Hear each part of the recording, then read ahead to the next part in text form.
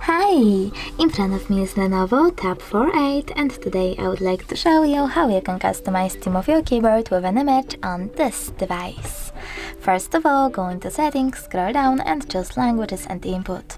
Then Virtual Keyboard and finally Go one. Over here click on Theme and tap on My Images. Over here select Allow in the pop-up and click on one of those folders. I will go with Send Anywhere one. Then select the photo, like that one. Pinch it to scale and drag it to move.